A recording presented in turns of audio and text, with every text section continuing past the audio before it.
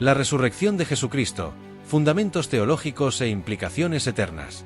Introducción. La resurrección de Jesucristo constituye el acontecimiento axial de la historia humana, el punto de inflexión que divide los siglos y redefine el destino de la humanidad. Como bien señaló el teólogo Karl Barth, en la resurrección, el mundo nuevo ha tocado el mundo viejo. Este evento singular trasciende el ámbito de lo meramente religioso para convertirse en el fundamento de una nueva cosmovisión que ha moldeado civilizaciones, inspirado mártires y desafiado los paradigmas filosóficos más arraigados. A lo largo de este ensayo, desarrollaremos sistemáticamente 10 dimensiones teológicas fundamentales de la resurrección, demostrando cómo este hecho histórico verificable transformó radicalmente el curso de la humanidad.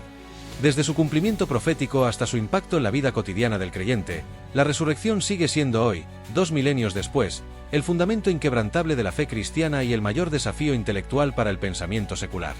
1. La victoria sobre la muerte y el pecado. La resurrección de Cristo representa la derrota definitiva de los dos grandes enemigos cósmicos, el pecado y la muerte. Desde la caída adámica, Génesis 3, la humanidad había quedado esclavizada bajo lo que Pablo denomina la ley del pecado y de la muerte, Romanos 8, 2. La resurrección invierte esta maldición existencial, inaugurando lo que los padres de la Iglesia llamaron el triunfo sobre el Hades. El apóstol Pablo desarrolla esta teología de victoria en 1 Corintios 15, el tratado más extenso sobre la resurrección en el Nuevo Testamento. Utilizando la imagen militar de un general romano que desfila con sus trofeos de guerra, Pablo proclama: «Sorbida es la muerte en victoria», v54, citando Isaías 25, 8. El verbo griego katapin, tragar, sugiere una acción completa e irreversible. Como señala el teólogo N. Tereit, la resurrección no es simplemente la reversión de la muerte, sino su aniquilación como poder cósmico. Esta victoria tuvo implicaciones inmediatas en la Iglesia primitiva. Los mártires cristianos, desde Ignacio de Antioquía hasta Perpetua y Felicidad, enfrentaron la muerte con un valor que desconcertaba a sus verdugos romanos. Como registra el martirio de Policarpo, 155 después de Cristo, el obispo nonagenario declaró ante el procónsul: «Tú amenazas un fuego que arde por 1 hora y después se apaga. Pero ignoras el fuego del juicio venidero y de la condenación eterna». Esta perspectiva escatológica, fundamentada en la resurrección, creó una nueva psicología ante la muerte que transformó el mundo antiguo. 2. Cumplimiento de las profecías del Antiguo Testamento. La resurrección de Jesús no fue un acontecimiento aislado, sino el clímax de una narrativa redentora que se extiende desde Génesis hasta Malaquías. Los evangelistas y apóstoles identificaron al menos 12 profecías mesiánicas que encuentran su cumplimiento en la resurrección, creando lo que el erudito Richard Bauckham denomina una matriz de significado intertextual.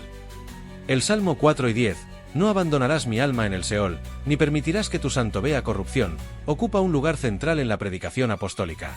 Pedro, en su sermón pentecostal, Hechos 2, 25-32, realiza una exégesis midrásica demostrando que David no podía referirse a sí mismo, pues su tumba era conocida en Jerusalén. La aplicación cristológica de este salmo se confirma por su uso temprano en la comunidad prepaulina, como evidencia la fórmula credal de 1 Corintios 15, 4, resucitó al tercer día conforme a las Escrituras. Isaías 53, 10-12 ofrece otra profecía crucial: verá linaje, vivirá por largos días. El verbo hebreo yarik yamim, prolongar días, adquiere su pleno sentido en la resurrección, como notó el rabino convertido al cristianismo Alfred Edersheim. Lo que parecía una contradicción en la profecía, un siervo que muere pero vive para ver su descendencia, encuentra su solución en la tumba vacía.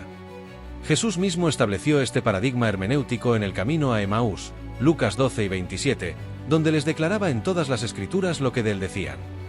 Como demostró el estudioso británico F. Bruce, los primeros cristianos no espiritualizaron el Antiguo Testamento, sino que descubrieron su sentido pleno en los eventos pascuales.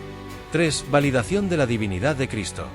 La resurrección funciona como el sello divino que autentica las pretensiones radicales de Jesús sobre su propia identidad.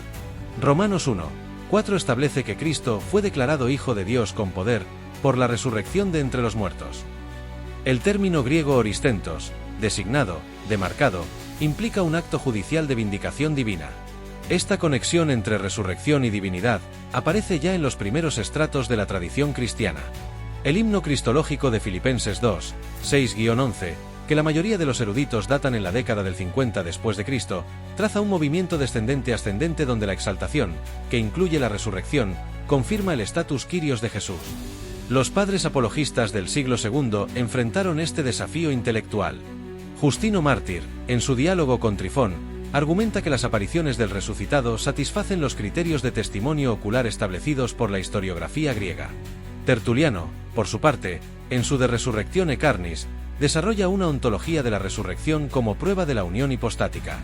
El filósofo ateo Antoni Flew, antes de su famoso cambio de postura, admitió: la resurrección es la única explicación plausible para el origen de la fe en la divinidad de Jesús. Este reconocimiento desde el campo crítico subraya el peso histórico-teológico del evento pascual. 4. Justificación y salvación del creyente.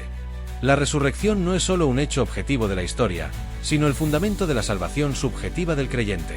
Pablo articula esta conexión en Romanos 4 y 25, el cual fue entregado por nuestras transgresiones y resucitado para nuestra justificación. El verbo griego dikaisis, justificación, aparece aquí en su sentido forense. La resurrección constituye el acto judicial por el cual Dios declara justo al pecador. Esta doctrina desarrolla lo que los reformadores llamarían la doble imputación. Cristo lleva nuestro pecado en la cruz, y nosotros recibimos su justicia en la resurrección. Calvino, en sus Instituciones, 2.16.13, explica: como en su muerte nos fue dada la redención, así en su resurrección recibimos la justificación. La resurrección también garantiza la regeneración espiritual del creyente. 1 Pedro 1:3 habla del nuevo nacimiento para una esperanza viva, por la resurrección de Jesucristo de entre los muertos. El término anagensas, regenerar, sugiere un paralelo entre la resurrección de Cristo y el nuevo nacimiento del cristiano, tema que desarrollaría más tarde Karl Barth en su concepto de la humanidad de Dios. 5. El inicio de la nueva creación. La resurrección de Cristo inaugura lo que los teólogos denominan los últimos días, la irrupción escatológica del reino de Dios en la historia. Pablo describe a Jesús como primicias de los que durmieron, 1 Corintios 3 y 20, utilizando la imagen agrícola de las primicias que garantizan la cosecha venidera. Esta perspectiva cósmica transforma la comprensión cristiana de la creación. Como señala Jürgen Moltmann, la resurrección no es un milagro dentro del mundo viejo, sino el milagro del mundo nuevo. Apocalipsis 21:5, he aquí, yo hago nuevas todas las cosas, encuentra su anticipación en el cuerpo glorioso de Cristo. Los padres de la Iglesia desarrollaron ricas reflexiones sobre este tema. Ireneo de Lyon, contra las herejías, habla de la resurrección como la recapitulación, anakepalaisis, de toda la creación en Cristo. Atanasio, en Sobre la Encarnación, presenta la resurrección como el comienzo de la deificación, teosis, del cosmos. 6. Derrota de los poderes espirituales. La resurrección constituye el acto decisivo en la victoria cósmica de Cristo sobre los poderes malignos. Colosenses 2 y 15 describe gráficamente cómo Cristo despojó a los principados y potestades, los exhibió públicamente, triunfando sobre ellos en la cruz. El verbo apekdiomai, despojar, proviene del lenguaje militar, describiendo a un general que desarma a sus enemigos vencidos. Esta victoria tiene implicaciones prácticas para la vida espiritual. Como explica G. Elad, la resurrección no solo es un evento histórico, sino un hecho existencial que cambia la relación del creyente con el mal. La teología oriental ha desarrollado particularmente este aspecto, como se ve en el énfasis de Juan Crisóstomo sobre el Cristo victorioso en sus homilías pascuales. 7. Fundamento del querigma apostólico. La predicación apostólica, querigma, giraba en torno al hecho histórico de la resurrección. Los discursos en Hechos, 2, 24-32, 3 y 15, 4 y 10, 5, 30-32, 10, 40-41, 13, 30-37, 5 y 31, presentan sistemáticamente la resurrección como evidencia verificable, no como mito espiritual. La historiografía reciente ha destacado el carácter temprano de esta proclamación. Como muestra James D. Gedun, las fórmulas credales en 1 Corintios 15, 3-7 probablemente datan de los primeros 5 años después de la crucifixión, constituyendo lo que N.T. Wright llama testimonio de testigos oculares en formato narrativo. 8. Transformación ética y escatológica.